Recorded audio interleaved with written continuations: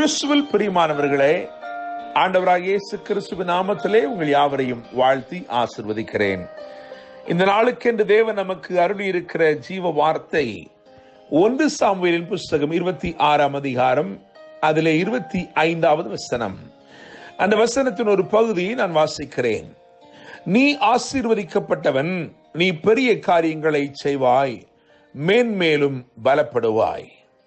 என கேட்கிற தேவனுடைய பிள்ளைகளே, மலைகளில் ஒரு கவுதாரியை வேட்டையாடுகிறது போல என்னை வேட்டையாடுகிறீர் என்று தாவீது சவுலை குறித்து சொல்வதை இதே அதிகாரம் 20ஆம் வசனத்திலே நாம் வாசிக்க முடியும். இப்படியாக வேட்டையாட நினைக்கும் ஒருவனை கொண்டே தேவன் தாவீதை வாழ்த்தும்படி செய்தார்.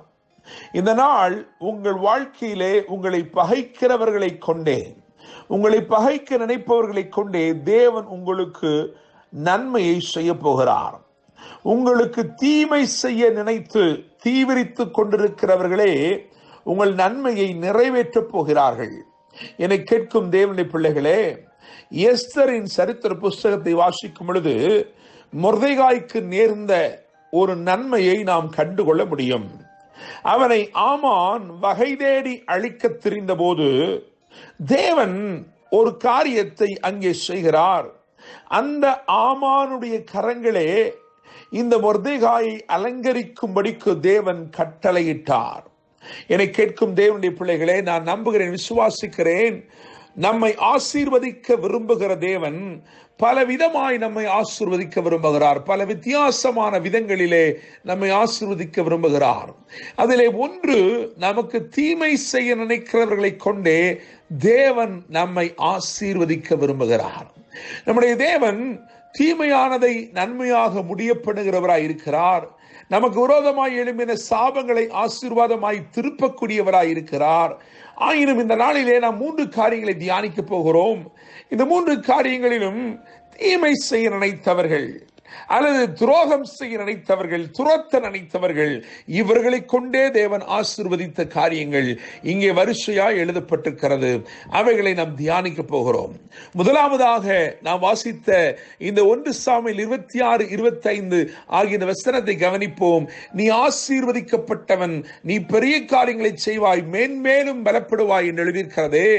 இந்த வாழ்த்து யாரிடத்திலிருந்து வந்தது என்று சொன்னால், வேட்டையாடும்படி புறப்பட்ட சவுல் தாவீதை வேட்டையாடும்படிக்கு புறப்பட்டு ஒரு தெள்ளுப்பூச்சியை தேடுவது போல் இன்றைக்கு என்னை தேடுகிறீரே என்று கேட்கும் அளவிற்கு சவுல் தாவீதை வேட்டையாடுகிறான். பல விதங்களிலே அவனை பகைத்து, அவனை சிறுமைப்படுத்தி, அவனுக்கு தீமை செய்யும்படி அவனை தொடருகிறான். இங்கே எழுதியிருக்கிறது, தீமை செய்ய தொடர்ந்தவன் இப்பொழுது ஆசீர்வாதம் கூறுகிறான். தேவனுடைய பிள்ளைகளே, தீமை செய்ய தொடர்ந்தவன், ராப்பகல் பாராமல் தீமை செய்ய வேண்டும் என்று தீவிரித்து தொடர்ந்தவன் இப்பொழுது நின்று கொண்டு சொல்லுகிறான், நீ ஆசீர்வதிக்கப்பட்டவன், நீ பெரிய காரியங்களை செய்வாய், மேன்மேலும் பலப்படுவாய் என்று சொல்லி. இரண்டாவதாக ஆதியாகமத்தின் புஸ்தகம் 26ஆம் அதிகாரத்தில் இருந்து 29ஆம் வசனம் வரைக்கும் வாசித்து பார்க்கும் பொழுது அங்கே துரத்தினவர்களே தேடி வந்து ஆசீர்வதிக்கிறார்கள். என்னை கேட்கிற தேவனுடைய பிள்ளைகளே, ஈசாக்கோடு கர்த்தர் இருந்தார்.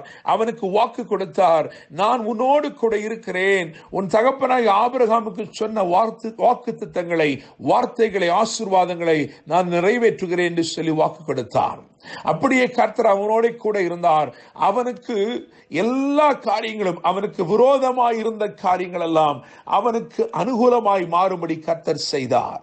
மனிதர்கள் பூமி அடைத்தார்கள், மண் போட்டு அடைத்தார்கள், தூர்த்து போட்டார்கள். ஆனால் அவர்கள் பூமி அடைத்த போது தேவன் வானத்தை திறந்து அவனுக்கு செழிப்பான விளைச்சலை கர்த்தர் கொடுத்தார். அவன் மேல் பிரியமாயிருந்தார்.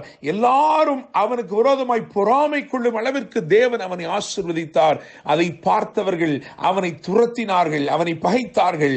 ஆனால் யார் அவனை துரத்தினார்களோ, எந்த அபிமெலேக்கும் அவன் ஜனமும் அவனை துரத்தினார்களோ, அவர்களே அவனை தேடி வந்து, நீர் கர்த்தரால் ஆசீர்வதிக்கப்பட்டவராமே என்று சொல்லி அவனை ஆசீர்வதிக்கும்படி தேவன் கட்டளையிட்டார். மூன்றாவதாக யோசுவாவின் புஸ்தகம் 24ஆம் அதிகாரம் அதிலே 10வது வசனத்தை கவனிக்கும் பொழுது அங்கே வேதப்படியாய் சொல்லுகிறது, பீலையாமுக்கு செவி கொடுக்க எனக்கு சித்தமில்லாததினாலே அவன் உங்களை ஆசீர்வதிக்கவே ஆசீர்வதித்தான், இவ்விதமாய் உங்களை அவன் கைக்கு தப்புவித்தேன் என்று எழுதப்பட்டிருக்கிறது. என்னை கேட்கும் தேவனுடைய பிள்ளைகளே, இங்கே கவனித்து பாருங்கள்.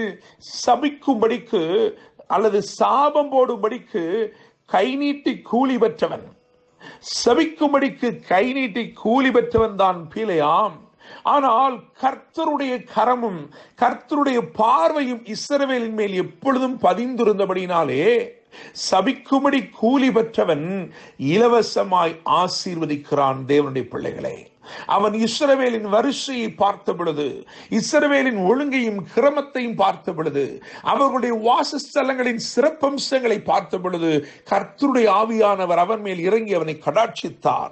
அவன் சபிக்கும்படி கூலி பெற்றிருக்கிற போதிலும் இலவசமாய் ஆசீர்வதித்தான், பரிபூரணமாய் ஆசீர்வதித்தான். என்னை கேட்கிற தேவனுடைய பிள்ளைகளே, தீமை செய்ய தொடருகிறவர்கள், துரத்தி விட்டவர்கள், இன்னும் சொல்ல போனால் சபிக்கும்படி கூலி பெற்றவர்கள், இவர்களையெல்லாம் கொண்டு கர்த்தர் தம்முடைய ஜனத்தை ஆசீர்வதித்தான். நான் நம்புகிறேன், விசுவாசிக்கிறேன், இந்த நாளிலே கர்த்தர் உங்களை வித்தியாசமான விதத்திலே தேவன் ஆசீர்வதிக்க போகிறார்.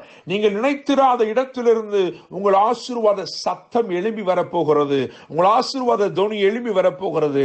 இன்றைக்கு தேவன் அருளின வார்த்தை கவனிங்கள். 1 சாமுவேல் 26:25, நீ ஆசீர்வதிக்கப்பட்டவன், நீ பெரிய காரியங்களை செய்வாய், மேன்மேலும் பலப்படுவாய். இந்த நாள் முழுவதிலும் கர்த்தர் உங்களோடு இருந்து உங்களை பாதுகாத்து நீங்கள் பெரிய காரியங்களை செய்யும்படி உங்களை ஆசீர்வதிப்பாராக. நினைத்திராத இடங்களில் இருந்து உங்களை நன்மைகள் உதித்து வருவதாக. என்று அன்புடன் pastor Daniel Moses. God bless you.